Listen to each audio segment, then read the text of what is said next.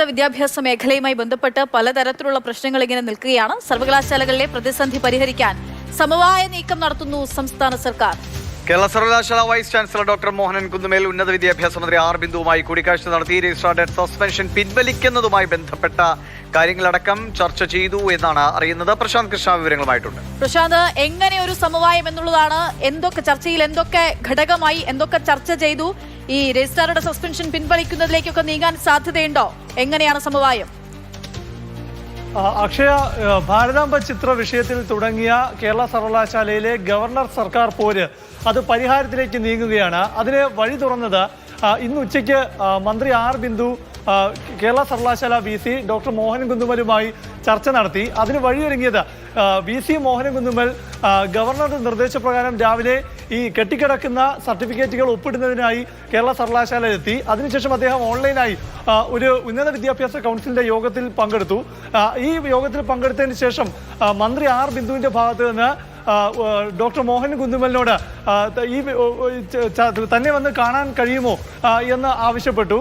അതിനോട് അദ്ദേഹം അനുകൂലമായാണ് പ്രതികരിച്ചത്. അങ്ങനെ ഡോക്ടർ മോഹൻ കുന്നുമൽ മന്ത്രി ആർ ബിന്ദുവിന്റെ വസതിയിലെത്തി മന്ത്രിയുമായി 3/4 മണിക്കൂർ നേരം കൂടിക്കാഴ്ച നടത്തി. ഉച്ച സമയത്തായിരുന്നു ഈ കൂടിക്കാഴ്ച. അതിൽ പ്രധാനമായും VC ധരിപ്പിച്ചത് ഇപ്പോഴത്തെ പ്രശ്നം പരിഹരിക്കണ്ടേ എന്നായിരുന്നു മന്ത്രി ആർ ബിന്ദു ഡോക്ടർ മോഹൻ കുന്നുമലിനോട് ചോദിച്ചത്. പരിഹരിക്കണം എന്ന അഭിപ്രായം തന്നെ VCയും അറിയിച്ചു.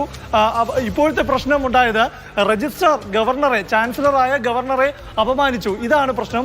അപ്പോൾ രജിസ്ട്രാർ KS അനിൽകുമാർ പക്ഷേ അദ്ദേഹത്തിനെതിരെ സസ്പെൻഷൻ നടപടി സ്വീകരിച്ചു. പക്ഷേ അദ്ദേഹം സസ്പെൻഷന് വഴങ്ങുന്നില്ല. ഇപ്പോഴും അതിനെ ലംഘിച്ചുകൊണ്ട് പല നിയമവിരുദ്ധമായ ചട്ടവിരുദ്ധമായ പ്രവർത്തനങ്ങൾ നടത്തുന്നു.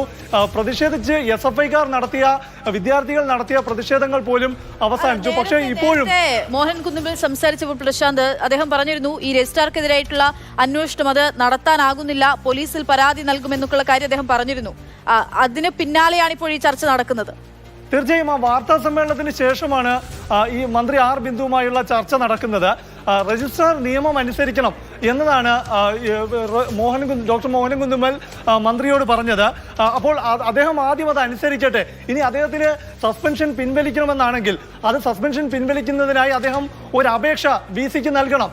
അത് അദ്ദേഹം ചെയ്യട്ടെ എന്നതാണ്. അപ്പോൾ രജിസ്ട്രാറുടെ സസ്പെൻഷനുമായി ബന്ധപ്പെട്ട പ്രശ്നമാണ് ഏറ്റവും പ്രതിസന്ധിയായി നിൽക്കുന്നത് എന്ന് മനസ്സിലാക്കിയ മന്ത്രി R Bindu VC doctor Mohan കുന്നുമലിനോട് പറഞ്ഞത് ബന്ധപ്പെട്ടവരെ ഇക്കാര്യം താൻ അറിയിച്ച് പരിഹാരമുണ്ടാക്കാം എന്ന ഉറപ്പാണ് നൽകിയത്. ഏതായാലും അതായത് കേരള സർവകലാശാലയിലെ പ്രശ്നങ്ങൾക്ക് മഞ്ഞൊരുക്കുകയാണ്.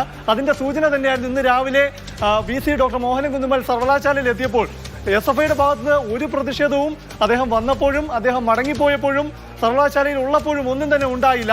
അതിന്റെ ഭാഗം തന്നെയായിരുന്നു, അതായത് ഒരു ചർച്ചയ്ക്കുള്ള കളമൊരുക്കൽ തന്നെയായിരുന്നു രാവിലെ കണ്ട സമാധാനം. അതിനുശേഷമാണ് SFIയുടെ ഭാഗത്ത് 20 ദിവസത്തിന് ശേഷമാണ് VC അദ്ദേഹം സർവകലാശാല ആസ്ഥാനത്ത് എത്തുന്നത്. ഒരു പ്രതിഷേധവും ഇന്നുണ്ടായിരുന്നില്ല, പ്രതിഷേധമുണ്ടായില്ല എന്ന് മാത്രമല്ല, അതിനുശേഷം VC മാധ്യമങ്ങളെ കണ്ട് അപ്പോഴും രജിസ്ട്രാർക്കെതിരെ സംസാരിച്ചു. ഒക്കെ ഒടുവിൽ ഇപ്പോഴിതാ ഒരു മഞ്ഞുരുക്കത്തിലുള്ള നീക്കങ്ങൾ, സാധ്യതകളാണ് നമുക്ക് മുൻപിലേക്ക് എത്തുന്നത്.